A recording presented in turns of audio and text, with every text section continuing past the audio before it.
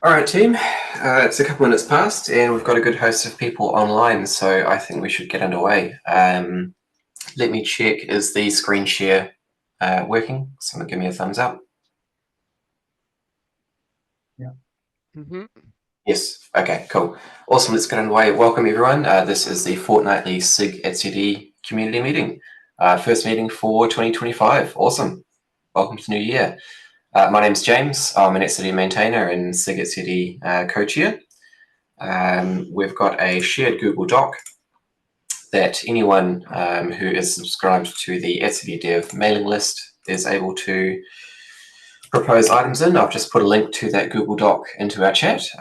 The first agenda item for today is Benjamin with a issue around robustness tests and WAL records. Benjamin, take it away. Yeah, we need to support the downgrade in the robotic test. But when the downgrade need to stop member and start member again in the high traffic scenarios, then when we stop the member, then member will fail to flush some WAL record into the WAL files. So, but the robotic test needs to at least one member have complete the WAL records. So otherwise, it's very difficult to verify the correctness of the test. So anyway, so normally, the reason why we see the issue in the other robust tests, because usually we only kill or stop one member in the test, but in downgrade test, we need to stop all members one by one. So it's possible that each member has some missing some world records. So that's impossible to get the complete world record. So this is the reason why I only see this issue in the downgrade test. But we in the robotic test we have to use the world record. Otherwise, it's difficult to rebuild all the history, all the possibility. But when the client send a request to the server, when the client get a fair response, but on the server side it may fail or may success is uncertain. If there are many failed requests, then the possibility is very huge, exponential increasing. So we have used the WAR file to rebuild their history. But the proposed solution, in my test, I only see this issue in the high traffic scenario. I don't see this in the low traffic scenario. So the one workaround solution is used we only play low traffic when we test the downgrade test. This is a proposed solution. Otherwise, I don't see any other easy solution for this. So I have tested this under low traffic. It fails less frequently, but it's still failing like maybe 10% of the time. So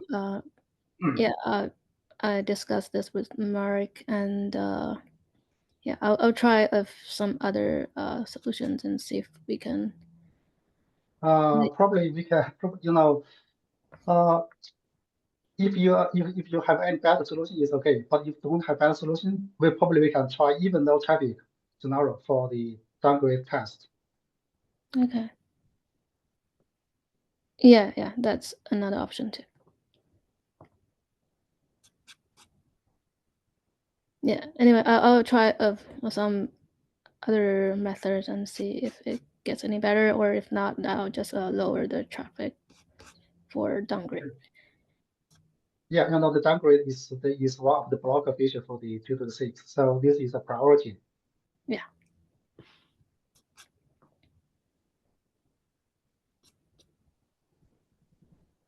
Yeah, that's it. Yeah, this is all from my outside. Okay, thanks, team. So Sion's going to think through if there's any other approaches we may be able to do for those tests. It's a pretty tricky on those, so we'll come back to that. Right. So the next one's me. I want to have a chat about Tide. So for anyone that isn't familiar, something that Kubernetes project has been using for a very long time is a Prow plugin called Tide. And what Tide does is essentially replace the old merge queue that Kubernetes used to use and groups PRs that meet a criteria for merging and ensure those PRs are tested together and then merged. So there's quite a variety of Kubernetes subprojects and repositories that rely on Tide to automatically merge their PRs. And it's kind of one of those last big Prow plugins that that is still sort of in our list to potentially adopt for etcd. So there's a bit of a question on, one, are we ready? Two, what repository should we start with? Should we start with a smaller repository, maybe something like Augur or Bbolt or something that is sort of deemed lower risk than the main repository when we first enable it, and do some testing for a little bit and then roll it out. For anyone that isn't familiar, the way we sort of approach rolling it out is this file here in test infra. So this prowconfig.yaml. So there is a stanza in here for Tide. We would need to add an entry in here for etcd.io org, and then we can list excluded repositories. So if we only wanted to start with a specific repository first, we could add the others to the excludes for a period of time. The other thing that's interesting is by default, Tide will look for the CNCF CLA label, whereas we are still using DCO, so we don't actually have a label for DCO being signed, I think. So that's kind of an issue. We would need to have a separate configuration for labels, which you can do. So there is a per repository option for configuration. So that's something that we can try, although we probably do want to look into why we still have separate DCO. I'm sure we would have discussed this back in the day when we came into Kubernetes. But anyway, that's enough of me talking for a moment, team. What do we think? Yeah, we might not have discussed it. Okay. Which is actually kind of a problem, because we are kind of required to have people do the CLA.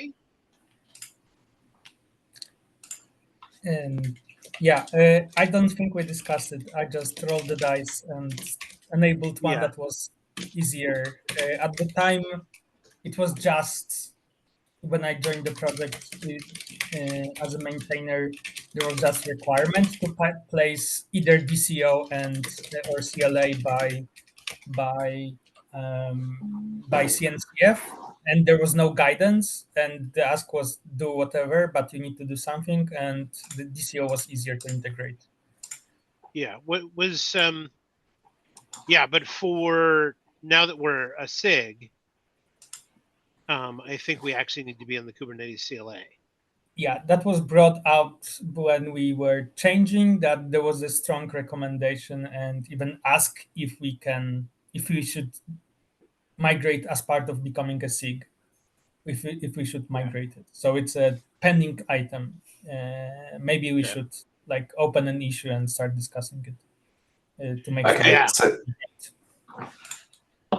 So that sounds like a blocker. I can open that up. I'll go back and read the original SIG issue. There might have been a little bit of documented comment in there about it I can refer to, but this will be a blocker. I kind of have a memory that we were going to survey our own folks and make sure that everybody was on the Kubernetes CLA, and then lost track of it. Okay.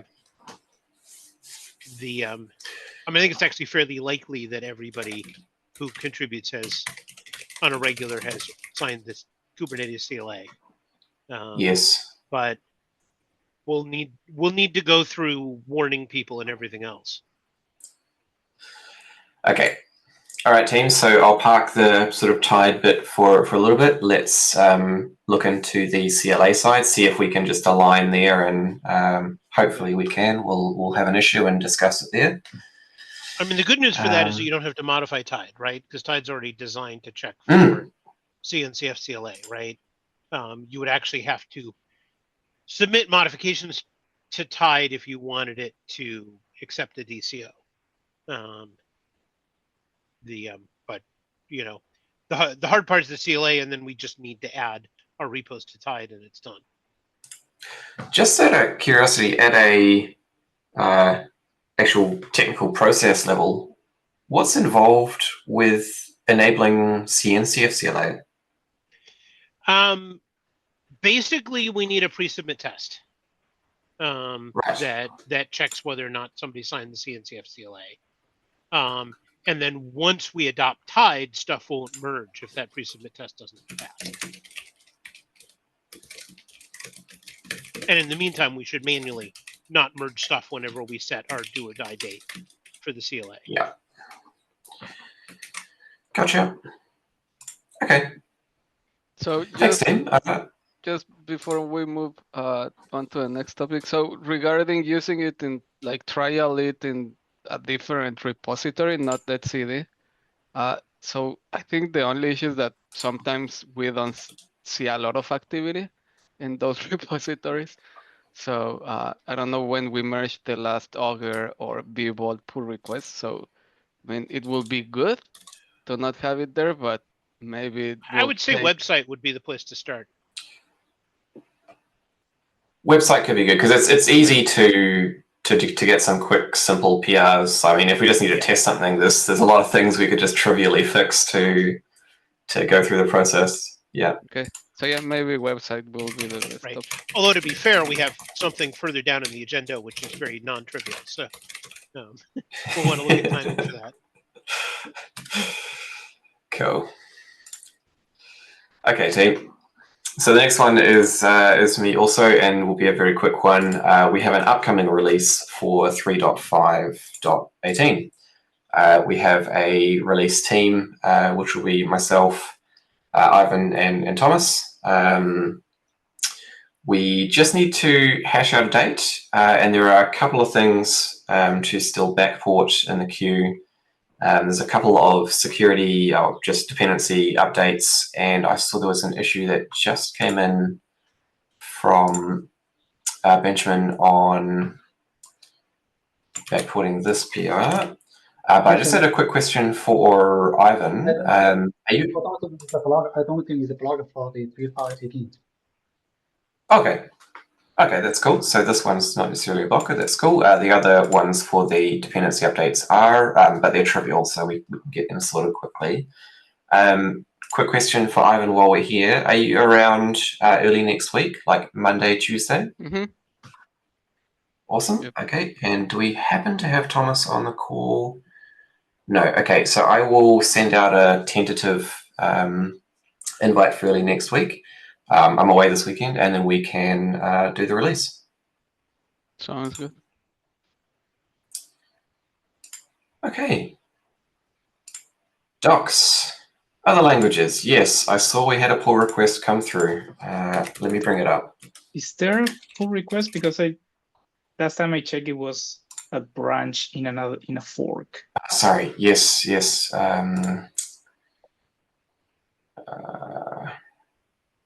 Where was the discussion kicked off? Was it a Slack message? Slack, yeah. So there's a thread from Tuesday, and so this person just basically translated the entire docs into Ukrainian, and so I noticed that the docs don't currently support other languages, and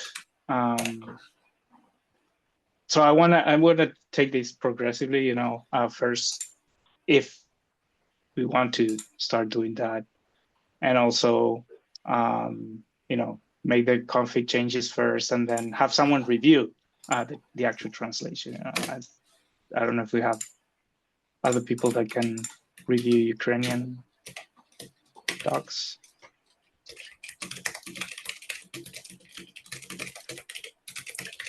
Seems like we All could right. find some folks. We'd probably find some folks through the Kubernetes community. Okay. I mean, we've always theoretically wanted naturalized docs for the etcd docs.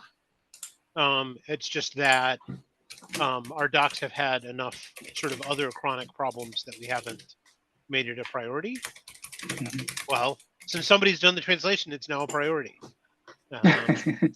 So I don't know enough about our sort of hacked up version of Hugo to know how difficult this is going to be.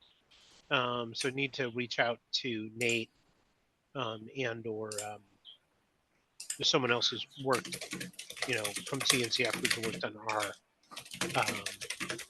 our doc site to find out how difficult this is going to be to implement in the main site. So just for context, I did look, and for Kubernetes website, we don't currently have a translation for Ukrainian. There is an open PR which is getting no traction. I think it's from the same author, unfortunately. So let me just find that. There's some discussion in there about timelines. The good thing about this contributor, so I just posted a link to the Slack thread, but basically listed a bunch of improvements that we can make in terms of configurations, like a very long list of things. So he did his own work.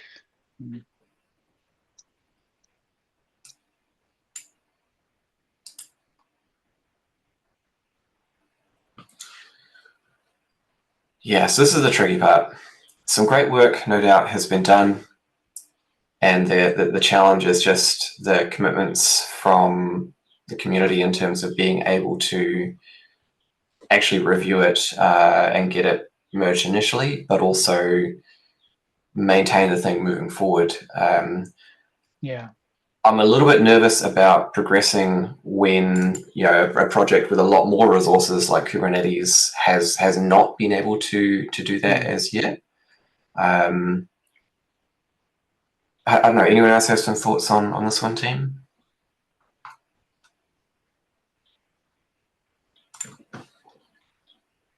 How much traffic, I mean, contributions does the website get? Because that might determine if it's not frequently updated, then that could lower the bar. Yeah. No, I would say the one thing that adding naturalization is going to make more complicated is that we've had a long-term to-do, and we had an intern who didn't complete their work to do a sort of structural overhaul of how our docs are organized. And then obviously once we do that, that would have to be mirrored into any naturalization.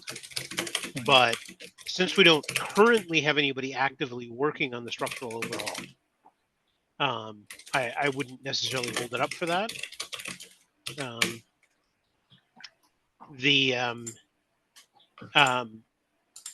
I mean, I don't know. I feel to me like we can hinge this on two things. One is how difficult is it going to be technically to enable, multi-language on the doc site. And the second part's going to be, can we find anybody else, right? Can we find anybody to review it? Because if we can find somebody to review it, that person is also another potential maintainer, should Andy disappear on us. Or be unavailable, right? And if we can't find anybody, then that's a reason to wait up, because we'll say, hey, this is great, this is awesome, we really like this. The problem is that we have to have people who can help keep it up to date. Right. Yeah. Plus one to having to, if we are going into direction, there should be shared ownership and responsibility to show that there is interest more from community than just one person.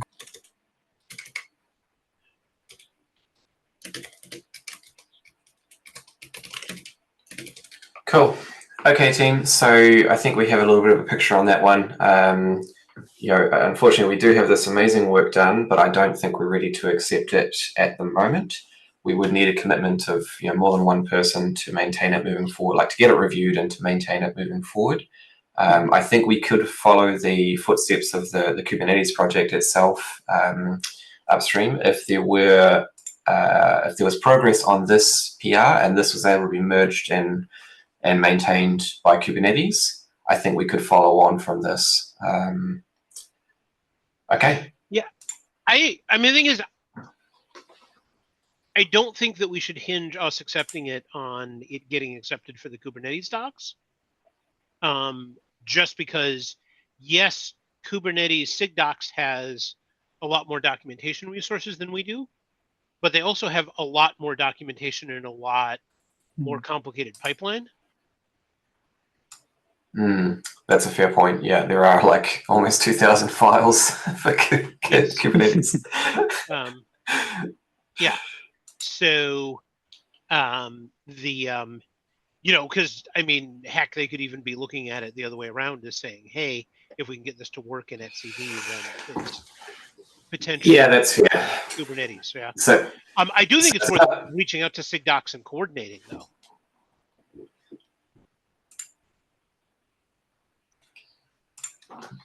Because obviously, if we find reviewers for our Ukrainian docs, then those reviewers are also people to work on the Kubernetes ones, right? Yep. Yeah, that's fair. So if someone wants to, excuse me, reach out to SIGDocs, please forge ahead.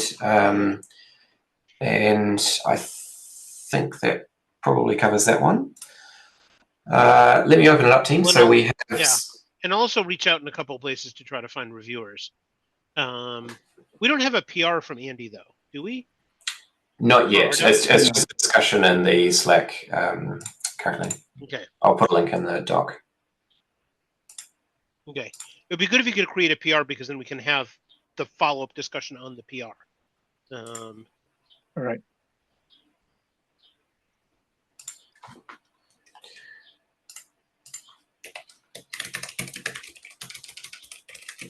Oh, there's already a link. Okay. No. Oh, sorry. Yep, you've got that there. I just didn't see that. Yep. Okay, team. 6 minutes left. Let me open the floor to any other agenda items for today. Does anyone have anything else they'd like to have a chat about? If there is nothing else, so I'm gonna ask again about the mentorship program. And I'm asking also because someone reached out to me and he said that he wanted me to be his mentor, and I was like, oh, hold on, but I think we haven't kickstarted the process. Yeah, that's actually a thing that we are going to talk about, and then I do want to reach out to a couple of you guys. So there are a couple of things. One is, yes, we have I also get people reach out to me about want to get into the mentorship program as a mentee. But first of all, I want to form a list of mentor candidates like last time, with availability, with time zone, with the project that we want to work on with this mentorship program. And then we can start to have people, fill out the form based on, the project that we have interested in and their availability, capability, and then map those. So it's coming up. And I think we are in better shape than last mentorship program. Last time we only have 3 people who could be the mentor, and then now we have more reviewers. We have a lot of people who stick around longer and have deep understanding of a lot of more areas. So I think we'll be gonna have more mentor candidates, and then so we can hopefully help more community members as mentees. So yeah, we hopefully by next community meeting, so in 2 weeks, within the 2 weeks, I can send out fill out forms, and we can finalize the mentor and project and send out the fill out form. Good. Cool. Sounds exciting. Awesome. Thanks, Ivan. Thanks, Benjia. Did we have anything else for today, team? I was going to ask if there's a requirement for mentees for eligibility. If you look at the requirement, I don't think we have a hard requirement. I think the fill up form, we sign up form, we do ask you like, what's your experience? Are you a SED member? Are you a Kubernetes member? Have you contributed to open source? But we. Yeah, I think one of the most important thing is your commitment, right? Yeah. We like last time we specifically emphasized on like people who can, contribute consistently or for a longer period of time, so that the community is actually stable and stronger, and which I think we actually accomplished that very successfully. So that applies to this cohort as well. We probably will prioritize the people who are willing to commit more and for longer, higher than people who just want to give it a try. For people who want to give it a try, we are also encouraging it, but probably not fit for the mentorship program. Does that make sense? Because for the mentorship program, the mentors are actually putting a lot of time and effort on each individual person. And yeah, and I think we should emphasize maybe on the forum too that there are multiple different mentorship programs in the Kubernetes community, and you just need to we could do a better job to route people to make sure that maybe they could start in that find the best place for them, and then when they're ready and be best beneficial for etcd, so we can collaborate. They can join the etcd maintenance.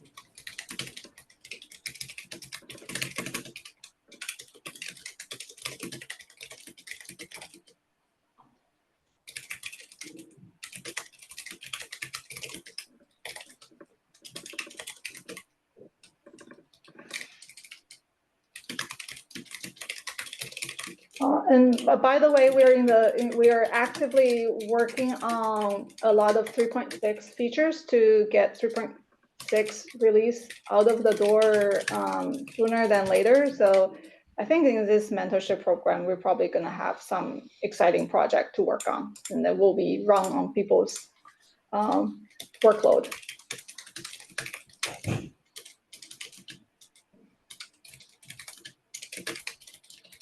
Cool. Makes sense. Yep. Okay, team. So there we are, exactly on time. So thanks everyone for coming along to our first community meeting for 2025. Hope everyone has a great weekend and can see you all in a fortnight's time or next week at the triage meeting. Yeah, thanks team. We'll see you later. Thank you. Happy 2025. Likewise, bye. Thank you.